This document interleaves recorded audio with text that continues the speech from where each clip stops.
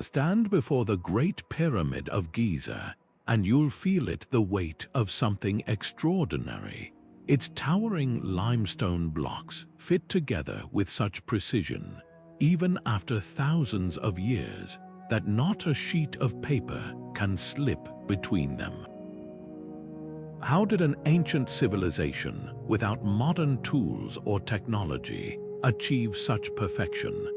The answer lies in a language far older than words, a hidden code etched into the very bones of history: sacred geometry.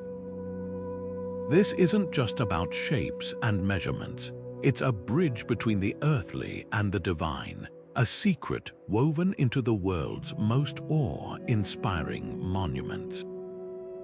From the soaring columns of the Parthenon to the celestial alignments of Stonehenge, these structures whisper a truth that geometry was never just about building. It was about reaching for the stars. Imagine standing in the heart of Teotihuacán, where the Avenue of the Dead stretches toward the Pyramid of the Sun, mirroring the constellations above. Or walking the labyrinthine corridors of Chartres Cathedral, where every arch and spire follows ratios believed to unlock spiritual harmony. These aren't accidents. They're deliberate, painstaking acts of devotion, a way for ancient architects to encode the mysteries of the universe into stone. Sacred geometry was their compass, their prayer, their way of speaking to the cosmos. The Golden Ratio, the Fibonacci spiral, the perfect symmetry of circles and squares, these weren't just design choices. They were maps to a deeper understanding, a belief that by shaping the physical world with mathematical purity, humanity could touch the divine. Today, we're setting out on a journey to uncover these hidden blueprints. We'll trace the invisible lines connecting the pyramids of Egypt to the temples of Ankerwatt, revealing how cultures separated by continents and centuries shared the same sacred language. Along the way, you'll see how geometry transformed stone into prophecy, how a simple shape could hold the secrets of creation itself. This is more than architecture. It's a story of human wonder, of our timeless quest to find meaning in the patterns around us. So take a step closer, look beyond the surface of these ancient wonders, and you'll start to see the world as they did, not as chaos, but as a masterpiece of numbers, harmony, and infinite connection. The stones are speaking. Are you ready to listen? Long before compasses or calculators, the priests of ancient Egypt and the scholars of Mesopotamia were speaking to the gods, not with words but with shapes. They noticed something profound. The same spirals in sunflowers appeared in the whirl of distant galaxies. The angles of a pyramid mirrored the geometry of light itself. To them, these weren't coincidences. They were revelations, a divine syntax written into the fabric of existence. Take the Nile's annual flooding, predictable as clockwork, leaving behind fertile soil in perfect geometric patterns. The Egyptians saw this as proof. The universe wasn't chaotic. It followed a hidden order, one they could replicate in their temples and tombs to harness cosmic power. Over in Mesopotamia, astronomers tracked Venus across the night sky, charting its path not as a wandering dot, but as points on a sacred circle. Their ziggurats rose in stepped layers, each tier representing a celestial plane, each staircase a bridge between earth and heaven. And then there was the Fibonacci sequence, a mathematical rhythm found in seashells, pine cones, even the arrangement of leaves on a stem. Centuries later, medieval European Masons would call it God's numbering system, but its roots stretch back to these ancient observers who first decoded nature's blueprints. Plato took this further, declaring that geometric forms weren't just symbols of the divine, they were the very bones of reality. In his dialogue Timaeus, he described the cosmos as a sphere, planets moving in perfect circles, because to him, the circle was the shape of eternity. His Platonic solids, pyramids, cubes, and other symmetrical forms weren't just philosophical musings. They became the hidden framework for everything from Roman aqueducts to Renaissance paintings. But here's the twist: this knowledge wasn't for everyone.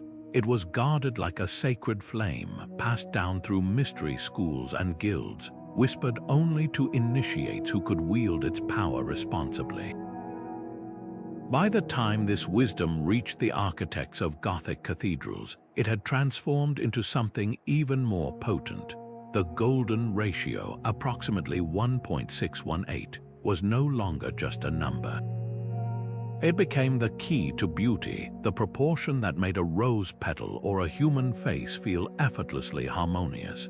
Builders used it to determine the height of arches, the spacing of windows, even the layout of entire cities. When you stand in Notre Dame's nave, your eye is drawn upward not by chance, but because every line converges at ratios designed to lift the soul. These weren't just buildings, they were prayers in stone, geometric hymns to a universe that spoke in angles and curves. And as we'll see next, that language didn't stay confined to parchment or temples. It exploded into the world's most breathtaking monuments, from the deserts of Egypt to the jungles of Cambodia. The Great Pyramid of Giza doesn't just dominate the skyline, it defies time itself.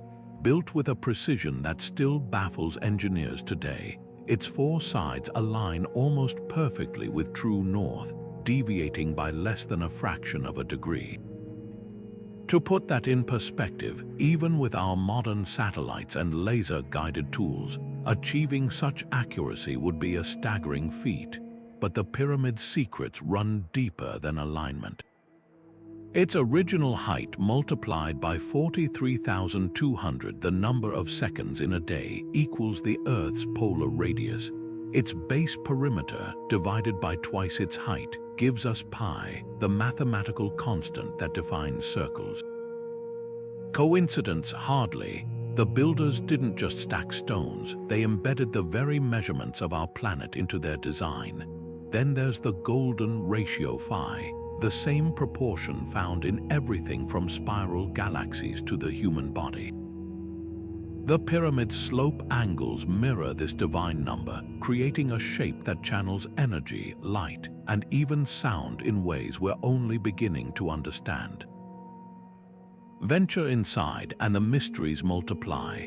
The King's Chamber, built from red granite quarried over 500 miles away, resonates at a frequency that some researchers believe could have healing properties. The shafts leading outward from the Queen's Chamber, they point directly to Orion's belt and Sirius, stars central to Egyptian mythology.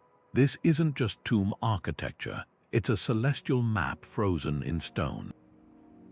But perhaps most astonishing is how the pyramid's base perimeter relates to Earth's circumference. Scale it down by 43,200 and you get a near-perfect match.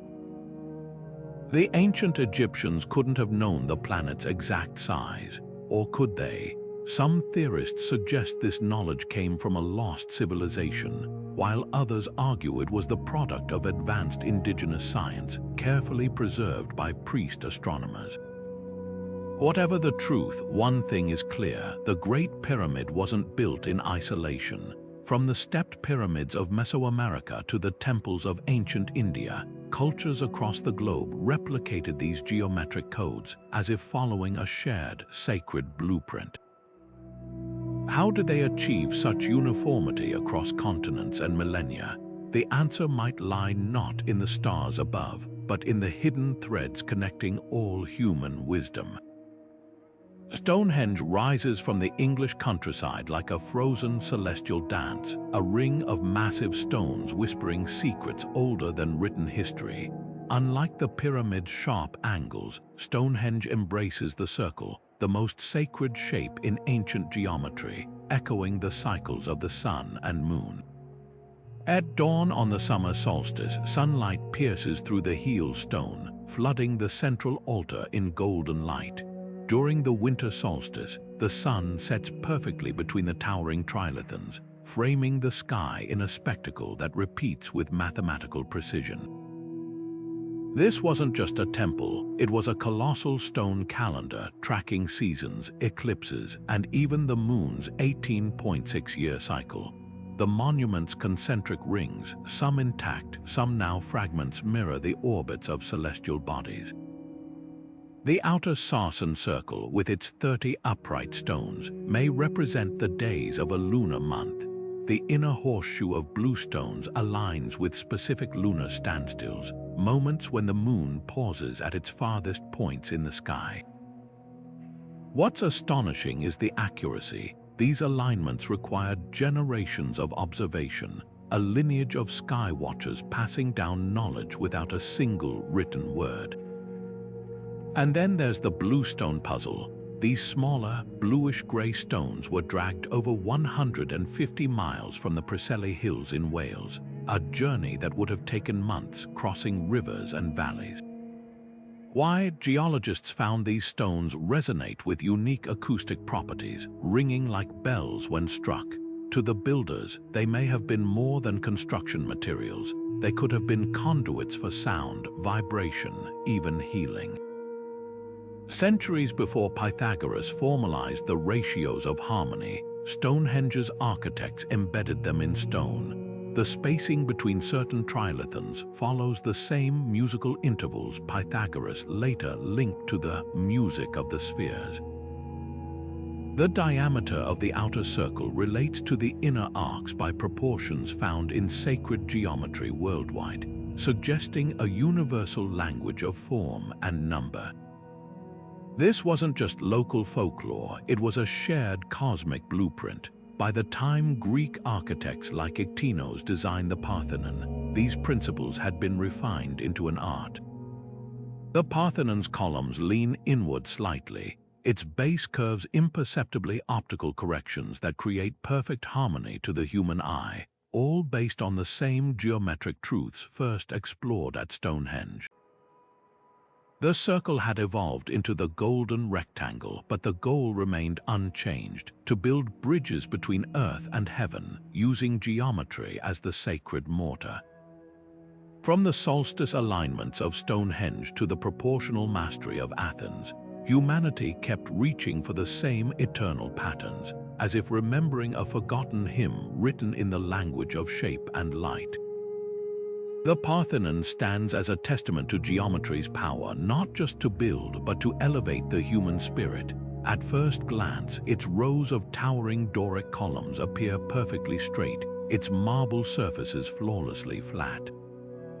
But look closer. Every line, every curve is a masterclass in illusion and intention. The columns tilt slightly inward, as if leaning toward some celestial meeting point.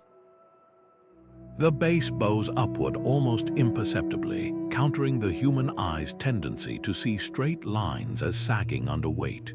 These weren't mistakes, they were calculated acts of rebellion against imperfection, a defiance of nature's distortions through mathematical precision. Central to this design was the golden ratio, approximately 1.618. A proportion so harmonious it seems woven into the fabric of beauty itself. The Parthenon's facade fits within a golden rectangle, its height to width mirroring the same ratio found in seashells and galaxies. Even the spacing between columns follows this divine math, creating a rhythm that feels instinctively pleasing. To the Greeks, this wasn't just aesthetics, it was philosophy in stone. Plato taught that geometric forms were the building blocks of reality, and the Parthenon's architects took this literally. They crafted a temple where every angle whispered of cosmic order, where democracy and divinity met in perfect proportion. Yet the Romans, though they admired Greek design, often missed its deeper intent. Their copies of Greek temples, like the Maison Carré in France, retained the outward forms but lost the sacred geometry. Where the Parthenon's curves breathed life into stone, Roman replicas often felt rigid, their proportions adjusted for grandeur rather than harmony. The difference: Greek geometry was a language of ideals. Roman engineering prioritized scale and spectacle. Half a world away, the architects of Teotihuacán were speaking the same geometric language, but with a spiritual twist. The Pyramid of the Sun aligns not just to cardinal directions, but to sacred numbers embedded in Mesoamerican cosmology. Its base perimeter equals 864 Maya tons, a unit tied to Venus's cycles, while its tiers echo the layers of the underworld. Here, geometry wasn't just about beauty, it was a bridge between worlds, a way to commune with gods through shape and number. From Athens to the Andes, humanity kept returning to these patterns, as if the universe had left clues in the angles of its design, and we were meant to follow them. Teotihuacán sprawls across the Mexican highlands like a vast celestial diagram etched into the earth. Walk down the Avenue of the Dead, and you're tracing a path designed to mirror the Milky Way, each pyramid and platform a star in its cosmic map. At its heart, the Pyramid of the Sun doesn't just dominate the landscape, it channels the heavens. On certain dawns, the Pleiades star cluster rises directly over its peak, a glittering alignment that transformed the pyramid into a portal between worlds. But the precision doesn't stop there. Measure the pyramid's base, and you'll find it's a near-perfect square, its sides angled to capture the sun's rays during equinoxes, casting shadows that slither like serpents down its steps, a deliberate echo of the feathered serpent deity Quetzalcoatl. The city's planners didn't just build, they encoded. The Golden Ratio surfaces everywhere, from the proportions of the temple of the feathered serpent to the spacing of ceremonial plazas. Even the street grid follows a harmonic division, creating sightlines that frame sacred mountains on the horizon. Some researchers argue the entire city was scaled to represent the solar system, with the Pyramid of the Sun as the sun itself, and smaller structures placed at distances corresponding to planetary orbits. Whether coincidence or calculation, the effect is undeniable. Teotihuacán feels less like a ruin and more like a frozen hymn to cosmic order. Then there's the sacred triad, the pyramids of the sun, moon, and feathered serpent, each embodying a different realm. The Sun Pyramid, massive and solar, anchors the earthly plane. The Moon Pyramid, with its gentler slopes, mirrors the celestial, and the feathered serpent temple, adorned with carvings of undulating snakes, bridges the two, symbolizing the journey between worlds. Together, they form a geometric prayer, a trio of stone reaching for transcendence.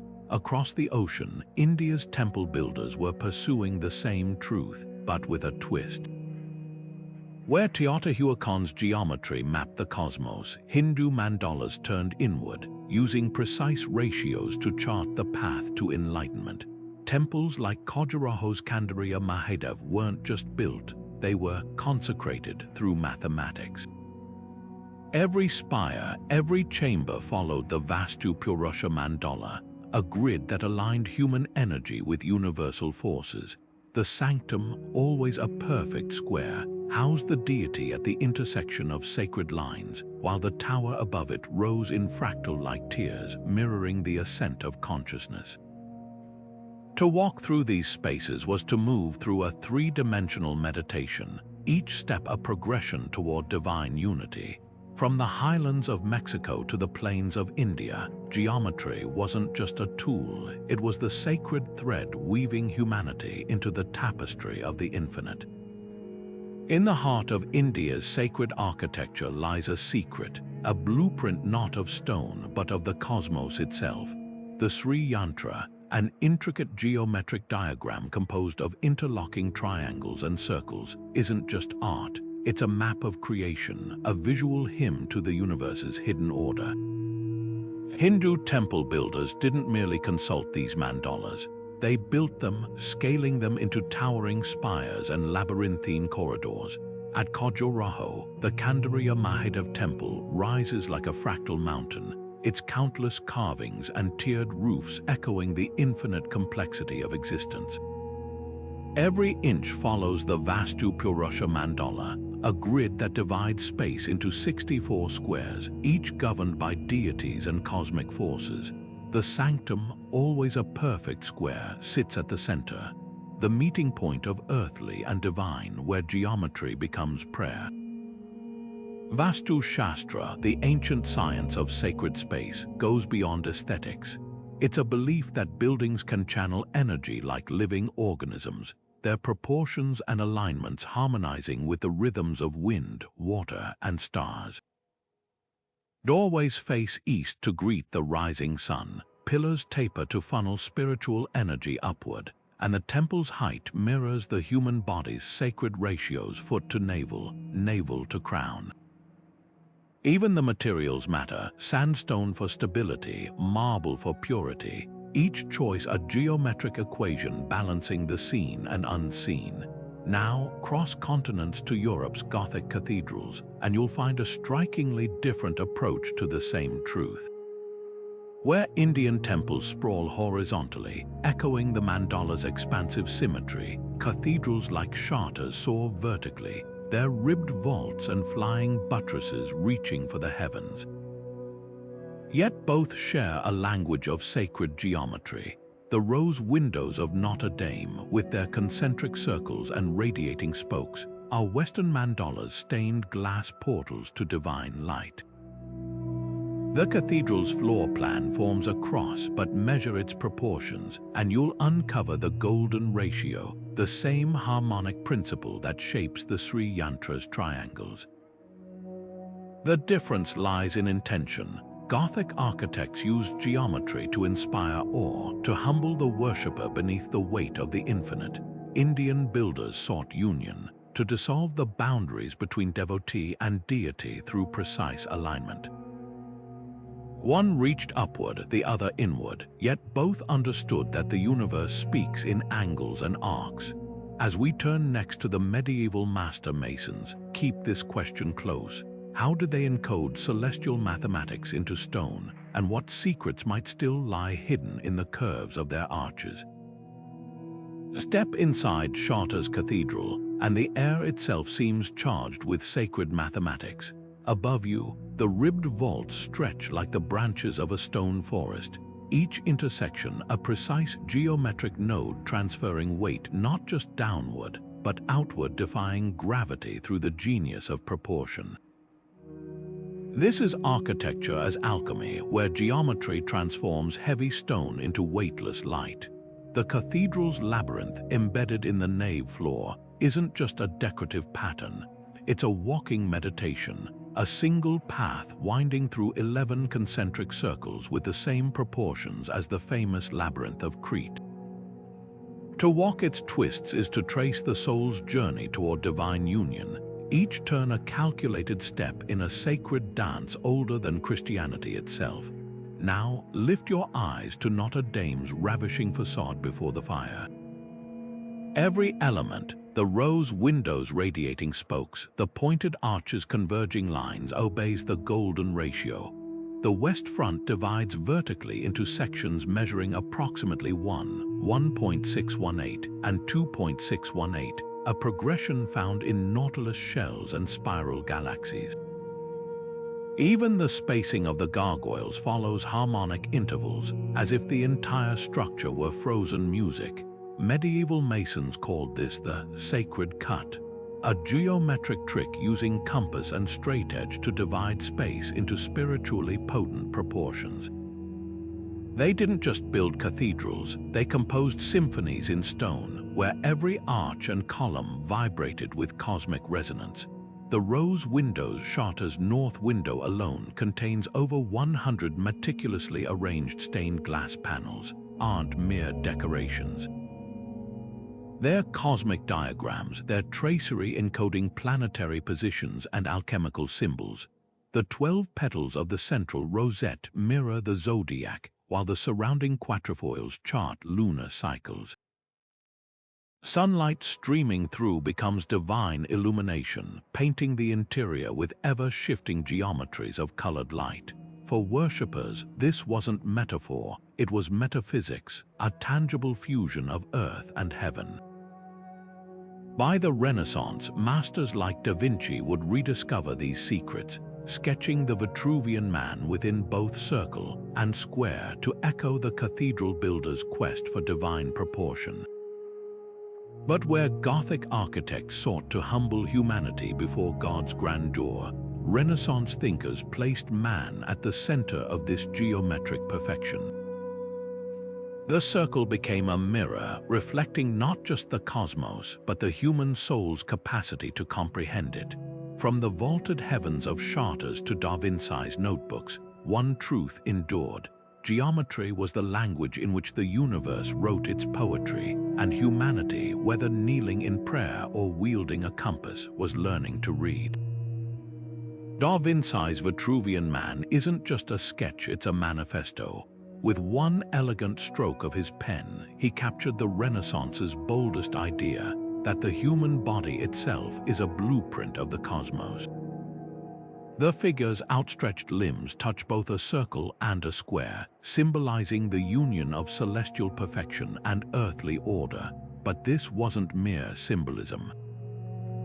Da Vinci was channeling Vitruvius, the Roman architect who declared that temples should mirror human proportions. Every ratio in the drawing, the navel as the body's center, the arm span matching height, echoes the sacred geometry of ancient builders.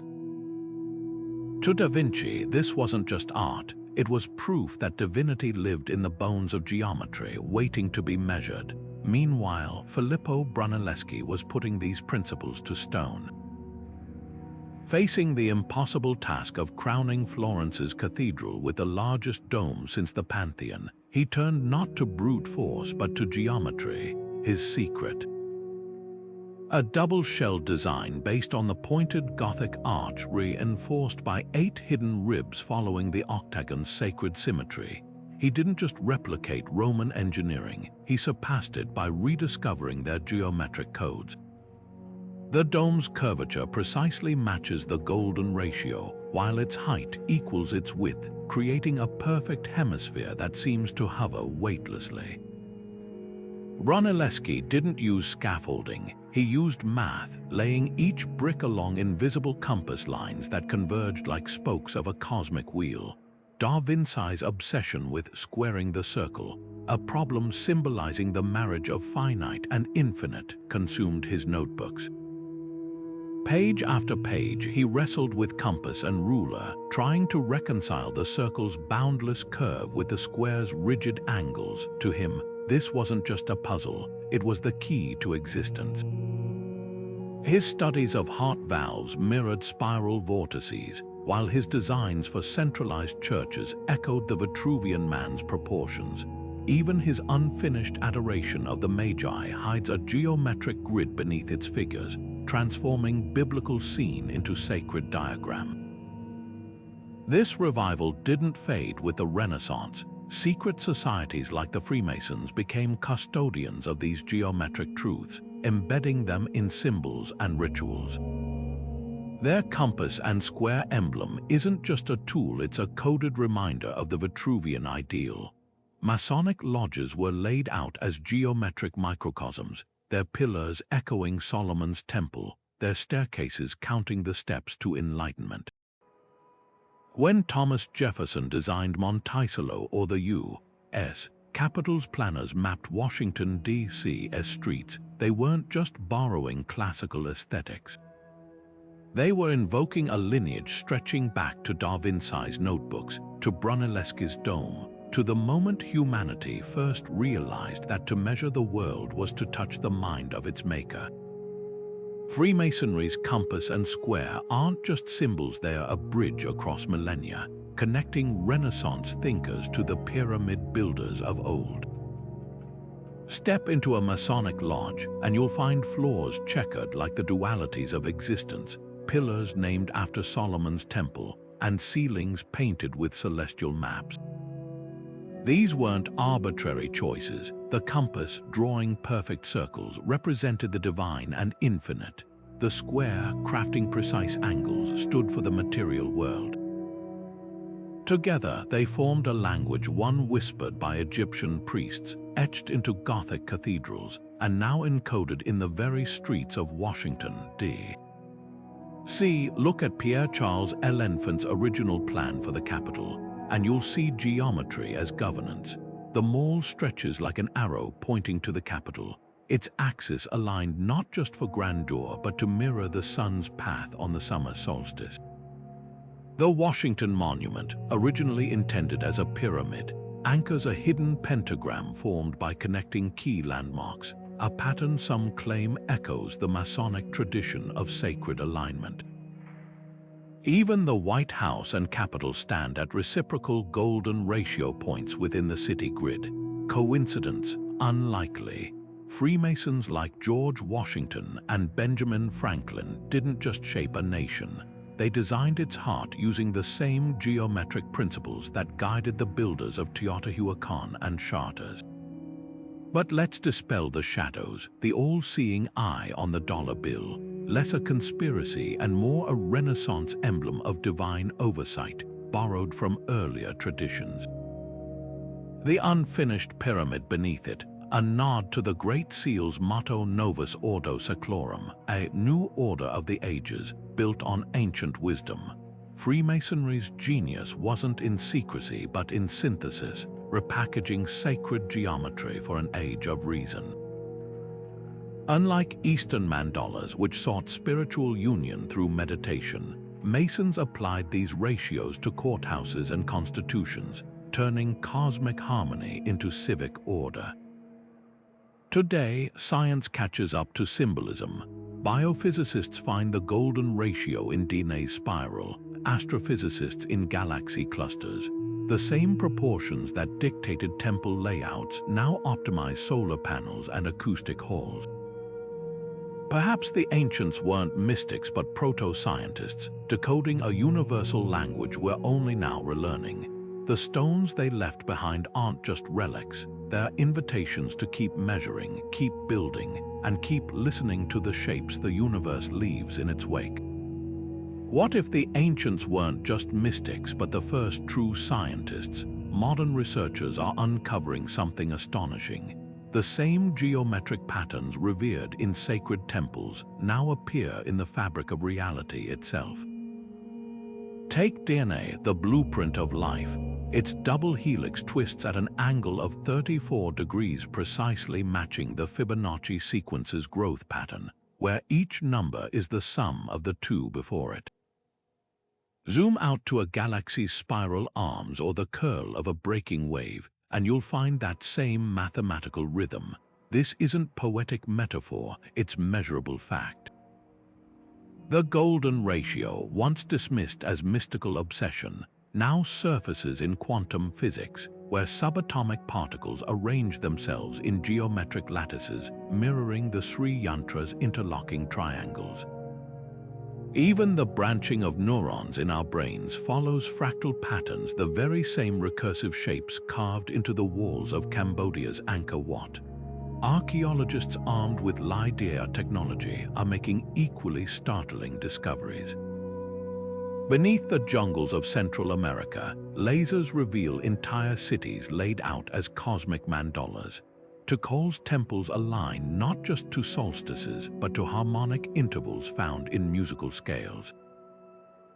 In Cambodia, Angkor's sprawling complex forms a giant fractal, each smaller temple repeating the larger design, like a stone echo of the infinite. Skeptics argue these patterns are coincidental, but the statistics defy randomness.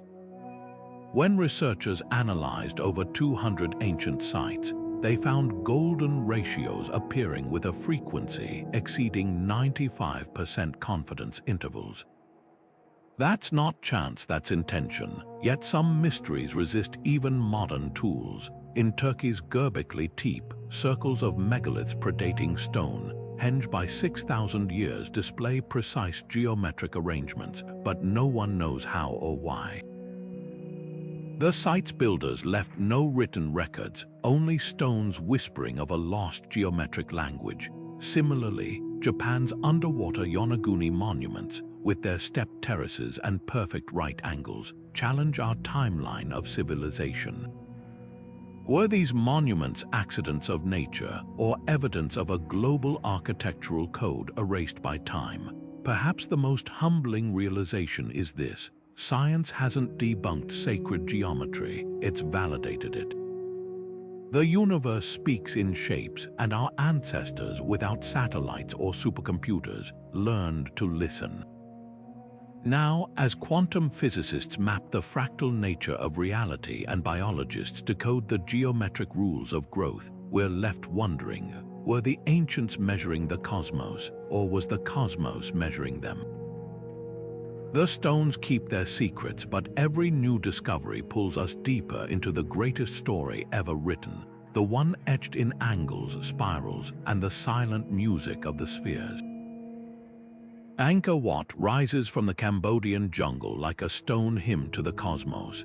At dawn during the spring equinox, the sun crests the temple's central tower with such precision that it appears to crown the sacred peak with fire, a celestial alignment echoing ancient Hindu beliefs that mountains were pillars linking earth to heaven. But look beyond the spectacle and you'll uncover a deeper mystery. The temple's 5 iconic towers aren't just arranged for beauty, they mirror the stars of the Draco constellation as they appeared in the night sky over Cambodia in the 12th century. The entire complex is a terrestrial echo of the heavens, its walls and corridors tracing the same patterns ancient astronomers saw when they gazed upward. Dig deeper and the geometry becomes even more astonishing.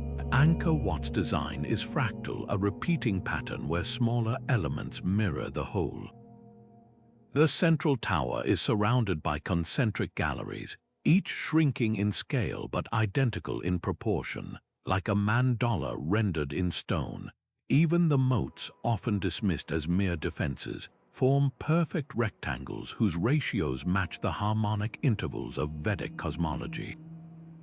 To the Khmer builders, water wasn't just a barrier, it symbolized the cosmic ocean encircling Mount Meru, the axis of the universe in Hindu-Buddhist tradition. The temple's layout wasn't arbitrary, it was a 3-dimensional map of spiritual ascent, where pilgrims walking its corridors enacted the soul's journey from earthly illusion to enlightenment. The genius of Ankerwatt extends below ground. Its water management system, an intricate network of canals, reservoirs, and barrages, was engineered with geometric precision that rivals modern hydrology. The rectangular barrages, positioned at cardinal points, weren't just reservoirs, they were reflecting pools doubling the temple's sacred geometry in their mirrored surfaces. Monsoon rains filled them to exact levels, creating a hydraulic balance that prevented flooding while sustaining agriculture. Recent LiDAR scans reveal grids beneath the soil so precise they suggest the builders used advanced surveying tools lost to history. This wasn't just infrastructure, it was liquid mathematics, a fusion of utility and divinity. Half a world away, the builders of South America's megaliths were speaking the same geometric language, but with a different dialect. At Sacsayhuaman, the zigzagging walls of cyclopean stones fit together with such tight, organic curves that they seem to defy the rigidity of right angles. Like Anker's fractal towers, these structures follow a logic that feels almost alive, as if the stones themselves grew into place. The connection isn't coincidental. Whether in the jungles of Cambodia or the Andes, ancient architects were tapping into a universal grammar, one where geometry wasn't just a tool, but a bridge between the tangible and the transcendent. From the soaring temples of Anker to the jungles of Peru, geometry takes on a staggering new scale. The Nazca lines, etched into the desert plains over 2,000 years ago, these colossal designs stretch for miles, their razor-straight lines and perfect curves forming triangles, spirals, and trapezoids so immense they can only be fully appreciated from the sky. A hummingbird with wings spanning 300 feet, a spider whose segmented legs follow flawless geometric progression. even a nearly 900-foot-long monkey, its tail coiled into an elegant spiral. These aren't mere doodles, they're masterclasses in precision, executed with mathematical exactness on a canvas of cracked earth. How did the Nazca people, without flight or satellites, achieve such accuracy? Archaeologists have uncovered simple yet ingenious tools, wooden stakes and ropes used to plot these designs. By driving stakes into the ground at calculated intervals and stretching cords between them, the Nazca created straight lines that deviate less than a few inches over miles. For curves, they likely used a fixed pivot point and a rotating chord, tracing arcs as perfect as those drawn with modern compasses. But the true marvel lies in their ability to scale these shapes without ever seeing their work from above. Some theorists suggest they built rudimentary observation towers or used kites to gain elevation, while others argue they relied on an intimate understanding of perspective, honed through generations of ritual practice. The purpose of these lines sparks even fiercer debate. Were they an astronomical calendar, their alignments marking solstices or constellations like the Pleiades? Certain lines do point to sunset positions during key agricultural dates, but not all fit this theory. Another possibility, sacred pathways walked during ceremonies to commune with deities. The Nazca's textiles woven with identical geometric motifs hint at a cultural lexicon where shape and spirit intertwined. Or consider the most tantalizing idea, that these were messages not to the gods but from them. The line's sheer scale and precision have fueled speculation about extraterrestrial influence, though most scholars dismiss this, pointing instead to the Nazca's sophisticated understanding of their environment. What's undeniable is the continuity of this geometric language. The same spirals and trapezoids appear in Nazca pottery and Andean weaving, suggesting a shared visual vocabulary across mediums. The lines weren't isolated art, they were part of a larger dialogue between earth and sky, a tradition that stretched from the highlands to the coast. Now shift your gaze from the desert to the ocean's edge, where another geometric marvel lies hidden beneath the waves. Off the coast of Japan, the submerged ruins of Yonaguni rise like a sunken temple, its terraced steps and right angles defying natural explanation. Whether carved by human hands or shaped by ancient currents, these formations whisper that sacred geometry's reach may extend even into the depths of the sea. Beneath the turquoise waves off Japan's Yonaguni coast, a mystery lurks, a sprawling complex of terraces, staircases, and towering monoliths that seem too precise to be the work of nature alone. The Yonaguni monument, discovered in the 1980s by a diver exploring the seabed, has ignited a firestorm of debate, its most striking feature. A massive rectangular platform with razor-sharp 90-degree angles, flanked by steps that rise in perfect, evenly spaced tiers. Nearby, twin megaliths stand like sentinels, their flat surfaces aligned with geometric precision. To some, these formations scream of human craftsmanship, a sunken city swallowed by rising seas thousands of years ago. To others, they're just an extraordinary quirk of sandstone erosion, sculpted by ocean currents over millennia. Geologists point to the region's seismic activity, arguing that tectonic shifts could fracture rock into unnaturally straight lines. Yet even they concede that certain elements, like the two round holes drilled into one terrace, or the symmetrical, turtle-shaped formation, defy easy explanation. Marine archaeologist Masaki Kimura spent decades mapping the site, identifying what he believes are roads, a stadium, and even carved reliefs resembling human faces. His bold claim that Yonaguni was built by a lost Pacific civilization, one with knowledge of sacred geometry rivaling the pyramid builders, mainstream archaeology remains skeptical. Without pottery, tools, or inscriptions, there's no smoking gun to prove human involvement. But consider this: the monument's terraces mirror the stepped pyramids of Mesoamerica, while its alignment to true north echoes the precision of Teotihuacán. Could these parallels hint at a shared geometric language across ancient seafaring cultures, or are we projecting meaning onto nature's random artistry? The truth may lie in the middle. Off the coast of Cuba, similar underwater megaliths were discovered at depths suggesting they predate known civilizations. In India's Gulf of Cambay, sonar revealed grid-like patterns resembling urban planning, all submerged for over 9,000 years. These sites challenge our timelines, suggesting that sacred geometry's roots may run deeper and wetter than we ever imagined. Today, architects are rediscovering these ancient principles. From the spiraling curves of Frank Gehry's Guggenheim bow to the fractal-inspired facade of Beijing's CCTV Tower, sacred geometry is resurfacing in steel and glass. Just as the ancients believed shapes held power, modern science confirms that golden ratio proportions reduce stress and enhance focus in built environments. Perhaps Yonaguni, whether natural or man-made, is a reminder that geometry isn't just about form. It's a dialogue between earth, water, and the human instinct to find order in the chaos. Standing before Antoni Gaudi's Sagrada Familia, you don't just see a cathedral, you witness stone breathing.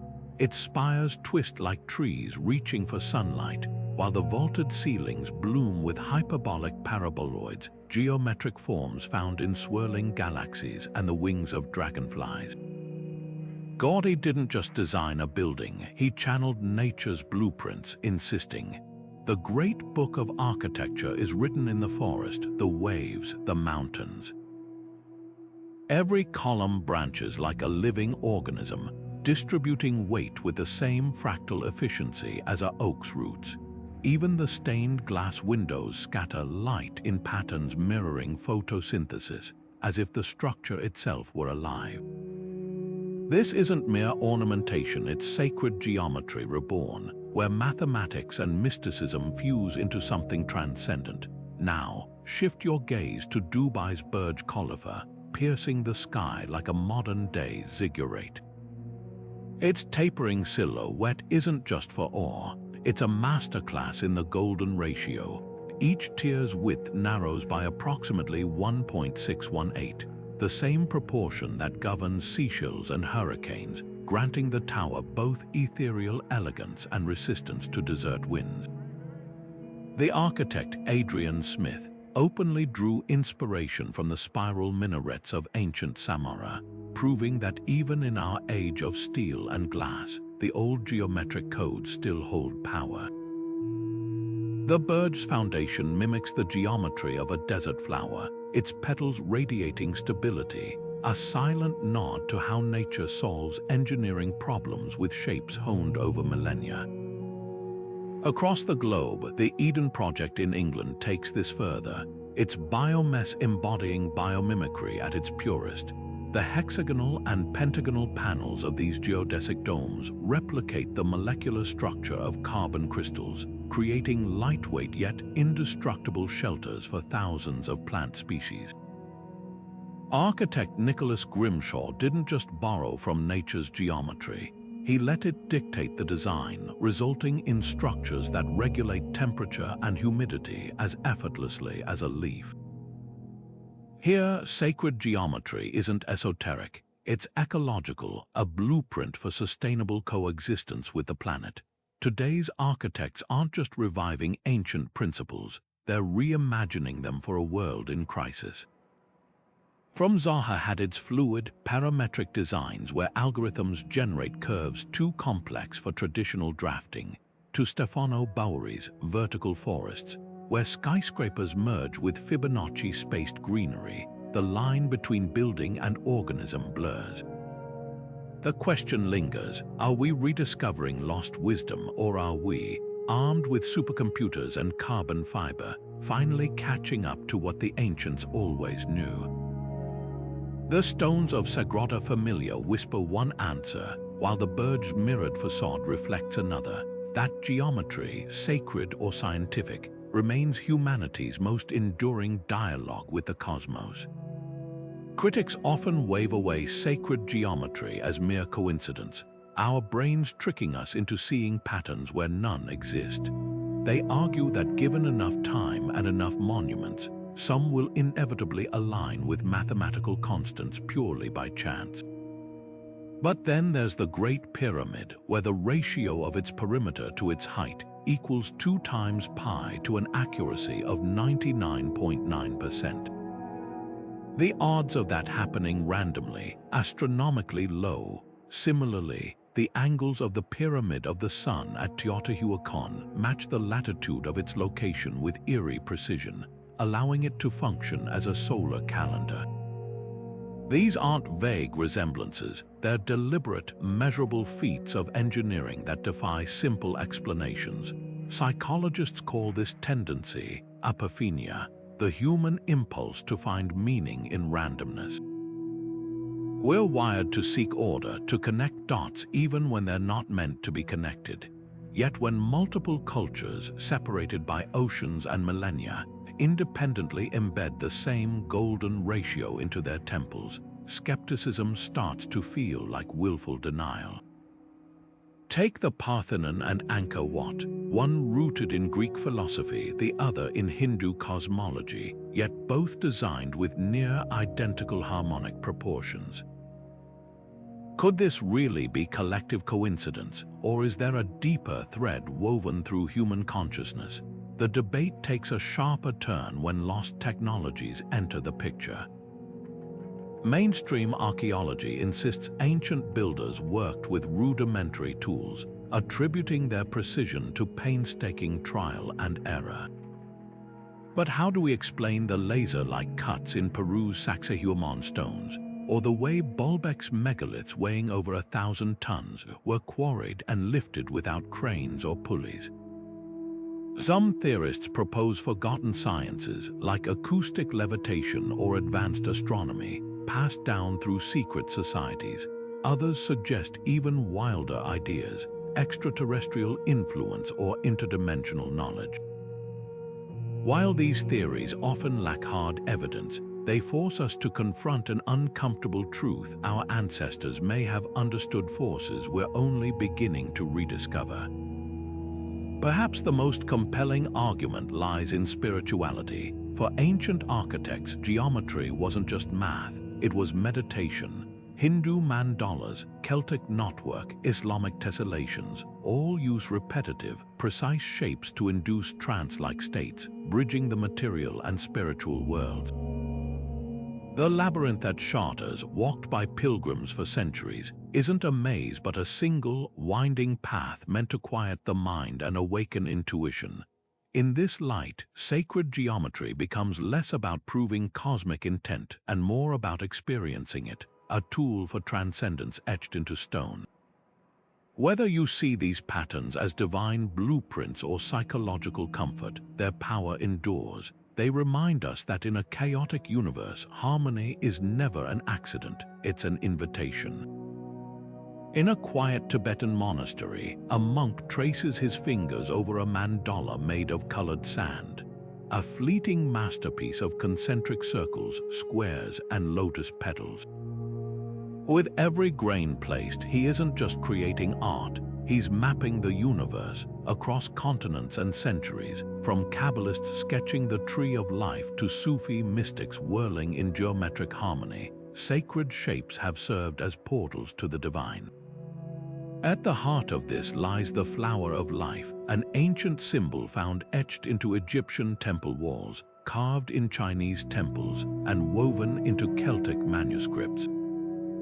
Its overlapping circles, perfectly spaced like the petals of a cosmic bloom, whisper a truth recognized by mystics worldwide, that all creation springs from a single geometric source. Science now catches up to intuition.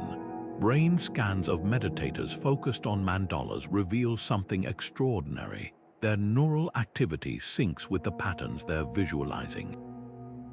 The precise symmetry of these designs, whether the Sri Yantra's interlocking triangles or the Kabbalah's 10 spheres of existence, triggers alpha waves associated with deep calm and heightened awareness. It's as if the mind, when confronted with sacred geometry, resonates like a tuning fork struck by the universe's hidden frequencies. Tibetan monks destroy their sand mandalas after completion, not out of disregard, but to embody geometry's ultimate lesson, that form and formlessness are two sides of the same infinite coin. Yet geometry's power isn't confined to temples or meditation cushions. Walk through any modern city, and you'll find its principles alive in the glass curves of skyscrapers, the tessellated tiles underfoot, even the ergonomic grip of your smartphone. Designers harness the golden ratio to craft logos that feel instinctively pleasing, while urban planners use sacred grids to create public spaces that foster connection. The difference: where ancient mystics saw divine language, contemporary architects see efficiency, a shift from reverence to utility. But the underlying truth remains: whether shaping a cathedral's vault or a subway station's flow, geometry organizes chaos into harmony. The invitation stands open. You don't need a compass or esoteric training to engage with these patterns. Fold a piece of paper into origami, and you're wrestling with the same angles that guided Da Vinci. Plant a garden in spiral beds, and you're echoing the Fibonacci sequence found in temple layouts. Sacred geometry isn't a relic, it's a living dialogue, one where every line drawn, every shape contemplated, becomes a whisper across time, urging us to see the world not as a collection of random edges, but as a masterpiece of intentional design. Grab a compass and a blank sheet of paper. You're about to unlock one of sacred geometry's most universal symbols, the seed of life. Start by drawing a single circle, the primal shape representing unity and the infinite. Now place the compass needle anywhere on its edge and draw a second circle of equal size. Where they intersect becomes the anchor for your next circle, and so on. 6 overlapping rings forming a flower-like pattern at the center. This isn't just an art exercise, it's the blueprint of creation itself, found in temples from Abydos to Kyoto. The overlapping curves reveal hidden shapes: vesica piscis, the almond-like lens where two circles meet, symbolizing the intersection of spirit and matter. As your design grows, notice how each new circle builds harmony, not chaos. The seed of life is just the beginning. With patience, it unfolds into the flower of life, the fruit of life, even the Metatron's cube, each layer a deeper dive into the geometry that structures reality. No protractor, no problem. Sacred geometry thrives on simplicity. A piece of string tied to a pencil can replace a compass, and imperfections only humanize the process. The goal isn't clinical precision, but mindful creation. Try drawing the seed of life while focusing on an intention: gratitude, clarity, healing. Many report entering a meditative state as the repetitive motion synchronizes breath and hand, quieting the mind. Place your finished drawing where you work or rest. Its balanced proportions subtly influence the energy of a space, much like a mandala's presence in Buddhist practice. For those who prefer digital tools, apps like Sacred Geometry or Geometry Pro generate dynamic, interactive patterns you can explore with a swipe, animating the hidden symmetries within these ancient forms. But as we weave these symbols into our lives, a question lingers: how do we honor their roots? The seed of life isn't just a pretty design, it's a sacred artifact to cultures from Celtic to Coptic. When we borrow these patterns for decor or tattoos without understanding their spiritual weight, we risk reducing millennia of tradition to aesthetic trends. The line between appreciation and appropriation is thin. Consider this: in Egypt, the seed of life was carved into temple walls as a conduit for divine energy. In Kabbalah, it maps the Sephirot of the Tree of Life.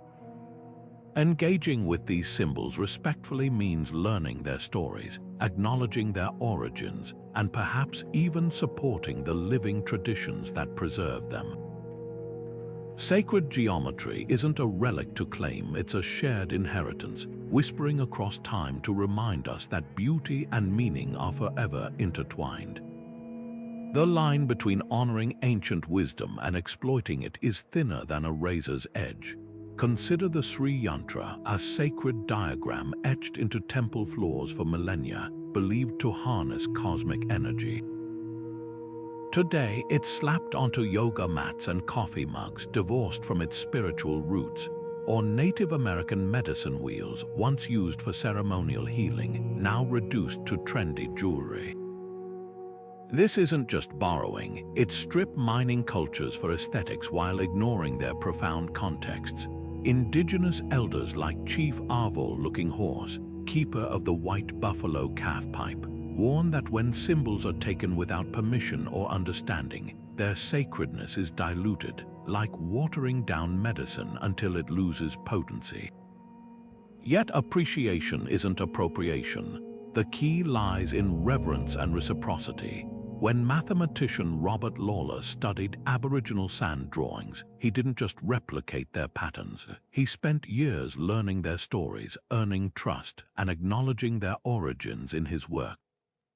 Similarly, architects like Imogen Cunningham collaborate with Maori artists to integrate traditional motifs into modern buildings, ensuring designs align with ancestral meanings.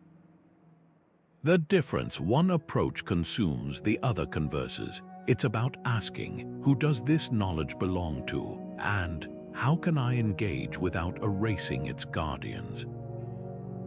This tension mirrors a larger crisis, the commodification of ancient wisdom. From corporate patents on turmeric's healing properties to Instagram influencers monetizing smudging rituals, the rush to capitalize on tradition often drowns out the voices of those who preserved it.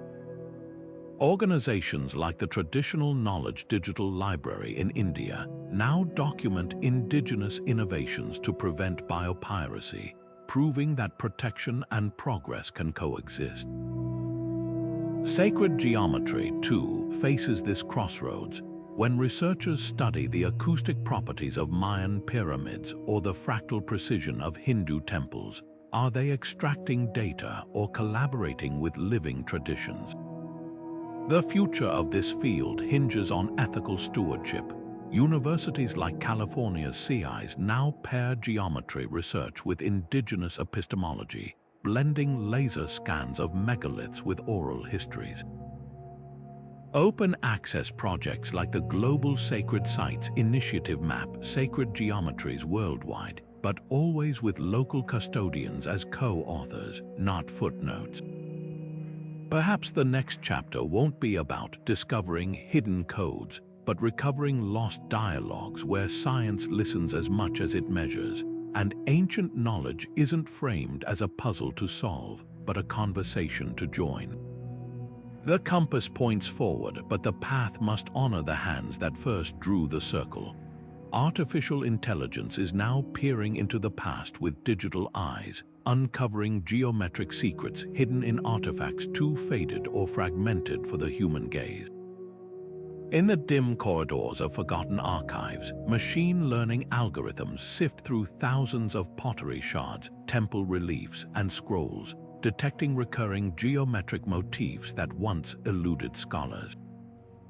A recent project at Oxford trained AI on a database of ancient Mesopotamian cylinder seals, tiny, intricately carved stone rollers used for printing. The algorithm spotted a recurring pentagonal pattern in seals previously dismissed as decorative. Cross-referencing with cuneiform tablets, researchers realized these were coded references to the 5 planets visible to the naked eye, proving the ancients mapped celestial movements onto everyday objects. This isn't just pattern recognition, it's digital archaeology resurrecting a lost geometric lexicon. Meanwhile, 3D printing stands ready to revolutionize preservation. Imagine the Parthenon's shattered friezes scattered across European museums for centuries, reconstructed not with glue and guesswork, but with molecular precision. Lasers scan each surviving fragment, while algorithms calculate the original angles of fracture based on stress patterns in the marble. The result, a perfect replica, down to the subtlest golden ratio proportions in the sculpted drapery. In Jordan, teams are already testing this with Petra's collapsing facades, printing replacement sandstone blocks that interlock with the originals using the same Nabatean geometric principles. Yet here's the paradox: the more flawlessly we replicate these monuments, the further we risk divorcing them from their spiritual intent. A pixel-perfect digital model of Chartres Cathedral's labyrinth can't replicate the centuries of pilgrim feet that wore its stones smooth, the human element that transformed geometry from concept to communion. Quantum physics pushes the boundaries even further. At CERN, scientists beam particles through detectors shaped like the flower of life, testing whether sacred geometries influence subatomic behavior. Early experiments suggest electrons passing through Sri Yantra-inspired waveguides exhibit unusual coherence patterns, hinting that these shapes might affect quantum states. It's a startling convergence. The same geometries revered as divine by the ancients could hold keys to entanglement and multidimensional theory. But as we chase these discoveries, we must ask, are we decoding cosmic truths, or simply projecting our own mathematical frameworks onto the universe? The danger lies in reductionism, stripping geometry of its numinous power until it's just another dataset. The challenge ahead isn't technological, it's philosophical.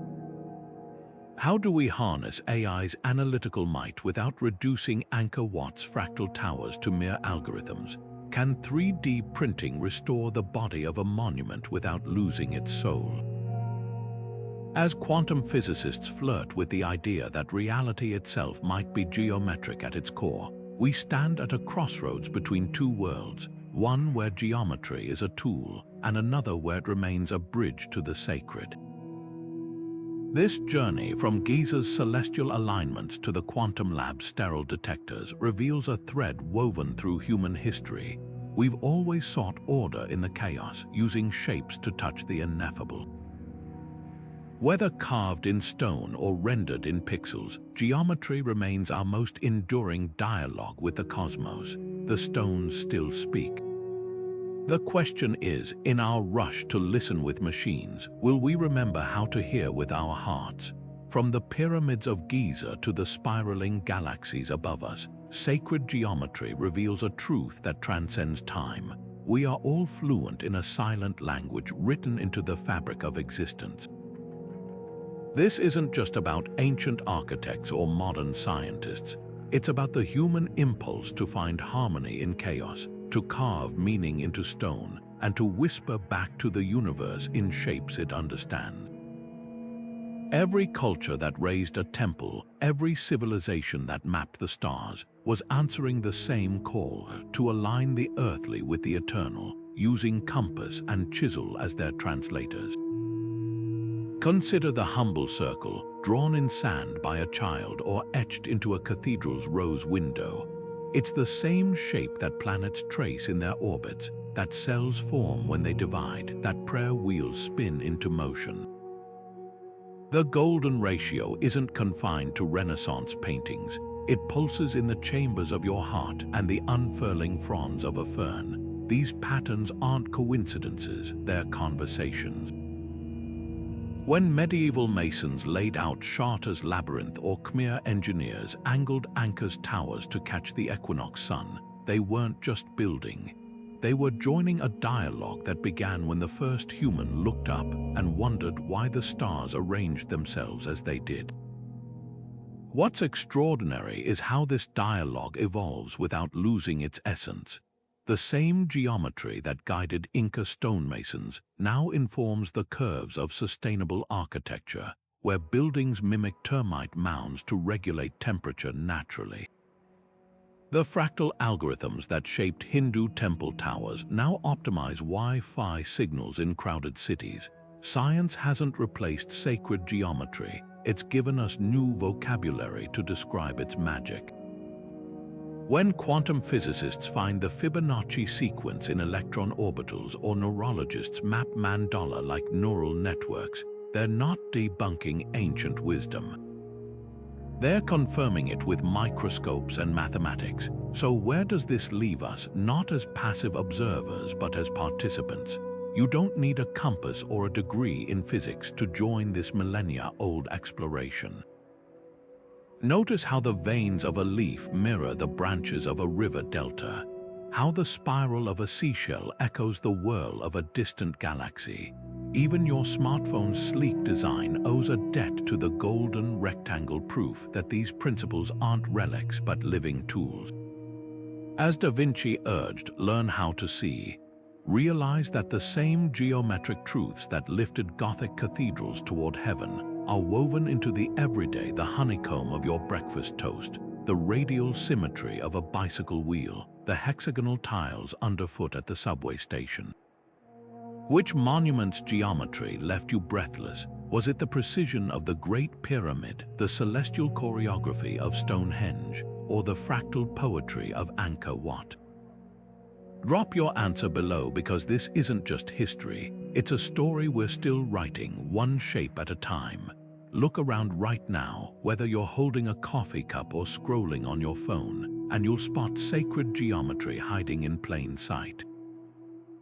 That spiral shell on your bookshelf, a near-perfect Fibonacci sequence, the same mathematical rhythm found in sunflower seeds and galaxy arms.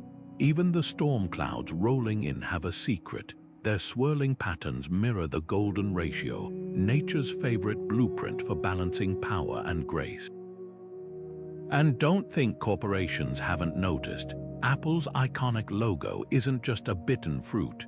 Its curves follow the golden ratio's 1.618 proportions, a subconscious cue that makes it feel instantly harmonious. Pepsi's redesign cost $1 million, not for the name, but to tweak their circle and wave emblem into precise geometric harmony. Now, grab your phone and step outside. The manhole cover you walk over, its hexagonal bolts echo the honeycomb's unshakable strength. The wrought iron gate ahead, its scrollwork likely hides Vesica piscis, those almond-shaped lenses where two circles overlap, a symbol of unity since medieval cathedrals. And here's a twist: your credit card is a stealthy tribute to the Parthenon. Its width-to-height ratio matches the temple's facade, a design trick that makes it feel pleasingly sturdy in your wallet. For a real-world scavenger hunt, try this. Snap photos of geometric patterns in your city, the spiraling staircase in your apartment building, a 3D helix echoing DNA. The tiled floor at the train station, probably tessellated hexagons, the same shape bees use because it's the most efficient way to pack space. Even traffic circles, when well designed, follow the sacred circle's infinite loop. And if you think nature's geometric genius stops at flowers, wait until you see how dragonfly wings mirror fractal patterns, or how lightning forks according to the same branching math as river deltas. That's a story for next time, when we'll explore how sacred geometry doesn't just shape our world, it's the hidden language of life itself. Until then, keep your eyes open. The universe loves a good inside joke, and geometry is its favorite punchline. Here's a fun experiment. Grab a tape measure and let's turn your living room into a sacred geometry lab. Start by measuring the height of one wall, then its length. Divide the longer measurement by the shorter one. If the result is close to 1.618, congratulations, you've been living inside the golden ratio without even knowing it. Don't worry if your numbers aren't exact. Most modern rooms aren't built with these ancient principles in mind, but that's where the magic of adjustment comes in. Try rearranging furniture so key pieces like your sofa or bed follow golden ratio proportions. For example, if your coffee table is 3 feet long, pair it with a sofa around 4.8 feet wide. Small tweaks like this can transform a space from chaotic to harmonious, almost like tuning an instrument to perfect pitch. Want to go deeper? Measure the diagonals of your room.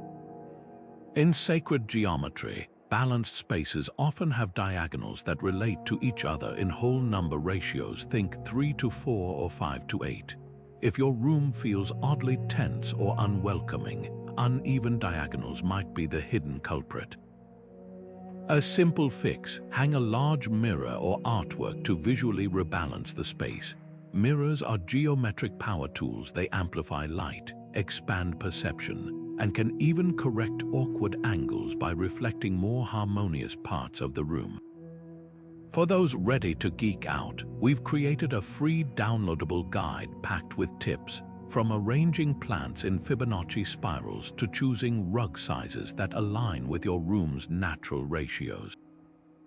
And here's a challenge: share your most creative geometric redesign with us. Snap a before and after photo, tag us, and you might just get a shout out in our next video.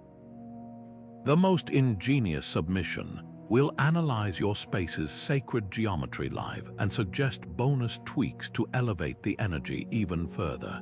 Speaking of energy, ever notice how some rooms instantly feel calming while others drain you? It's not just decor, it's geometry. Gothic cathedrals used precise ratios to inspire awe, while Japanese tea houses employ smaller, intimate proportions to foster tranquility. Your home can harness the same principles. Try this: stand in the center of your room and clap once. Listen. A space with good geometric proportions will have a clean, resonant echo, not a flat thud or chaotic reverberation. Ancient builders called this sound mapping, and it's why places like the Pantheon or Hindu temples hum with acoustic perfection, ready to explore beyond your walls. Check the links below for our curated list of books, apps, and even workshops where you can study sacred geometry hands-on. From compass and straightedge classes to virtual reality tours of fractal-based architecture, the tools to master this ancient science are at your fingertips. Whether you're sketching the seed of life on your notebook or remodeling your entire home, remember, you're not just arranging space, you're composing a silent symphony of shape and meaning, one measurement at a time.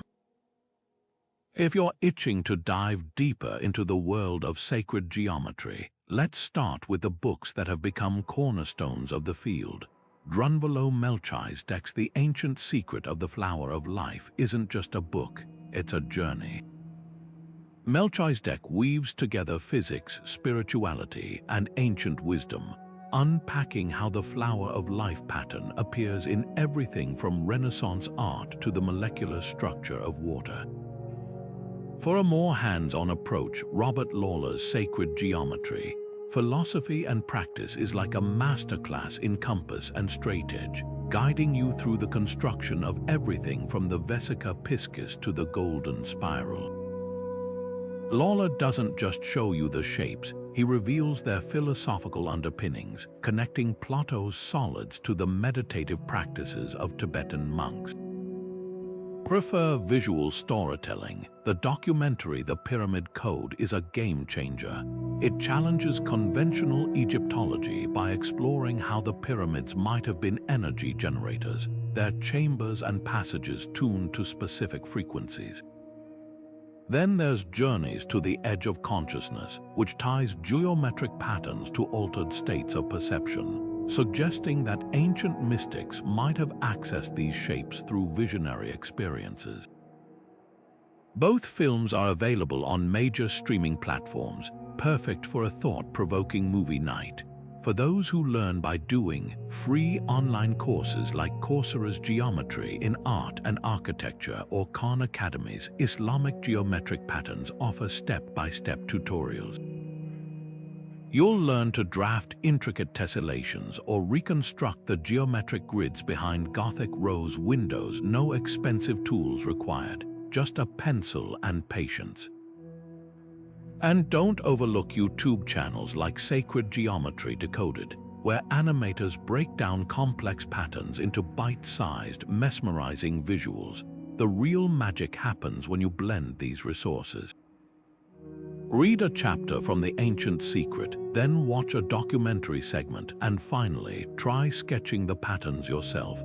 Sacred geometry isn't just about absorbing information, it's about dialogue. Each time you draw a circle or measure a ratio, you're adding your voice to a conversation that spanned millennia. Whether you're curled up with a book or sketching spirals in a notebook, remember, every line you trace is a thread connecting you to the architects, artists, and mystics who once stood where you stand now, awestruck by the shapes that shape our world. Ever wondered if sacred geometry holds the secrets to predicting tomorrow's weather, or even tomorrow's lottery numbers, or whether those mind-bending alignments at Giza and Teotihuacán were really the work of ancient astronauts with protractors? We're tackling all your burning questions in an exclusive live Q&A, and trust me, you won't want to miss this. Picture this: while researching for today's video, our scriptwriter became so obsessed with Fibonacci spirals that she redesigned her entire apartment around them. Spoiler, her cat now naps exclusively in Golden Ratio approved corners. But here's where you come in. Drop your wildest geometry mysteries in the comments. Think big. Did the builders of Stonehenge have access to tech we've forgotten? Can tracing mandalas actually boost your Wi-Fi signal? We'll be diving into the most fascinating submissions, blending hard archaeology with a dash of what if. To separate cosmic truth from captivating myth, and because we love a good plot twist, here's a teaser. One of the questions we've already received involves a 14th century monk who allegedly used geometric codes to predict solar eclipses down to the minute. How? Tune in to find out, and who knows, your question might just reveal the next great hidden pattern woven into history's grand design. From the pyramids of Egypt to the spiraling galaxies above us, geometry has always been humanity's silent translator, a universal language whispered in angles, ratios, and perfect curves. It's astonishing to think that a Babylonian priest studying the stars, a Gothic mason carving a rose window, and a quantum physicist mapping subatomic particles are all reading from the same cosmic blueprint. Shapes don't just cross borders, they leap across millennia, connecting us to minds who walked this earth thousands of years before us. What did they know that we're still rediscovering? Were these patterns stumbled upon by chance, or were they handed down like a sacred inheritance, a code too profound to be lost? Imagine sitting across from the architect of the Great Pyramid as the desert wind howls outside. What question would you ask? Would you beg for the secret of aligning limestone blocks to true north with preternatural precision? Or would you ask the quieter, deeper thing how it felt to etch the heavens into stone, knowing their work would outlive empires? Perhaps you'd simply hold up a smartphone, its sleek curves and fractal-based antenna arrays mirroring the very principles they used, and watch their eyes light up with recognition. Because that's the stunning truth. The language they spoke in stone, we now speak in silicon. As the screen dissolves from the flower of life into a neural network's glowing connections, consider this: every time you unlock your phone, scroll through a feed, or even glance at a skyscraper's soaring symmetry, you're engaging in that ancient dialogue. The compass that once plotted sacred temples now guides satellites. The golden ratio that shaped cathedrals optimizes your app's interface. The conversation never ended. It just evolved. If these mysteries light up your curiosity like a celestial alignment, don't let the exploration stop here. Hit subscribe, because history's greatest puzzles are waiting to be unraveled, and you've got a front row seat.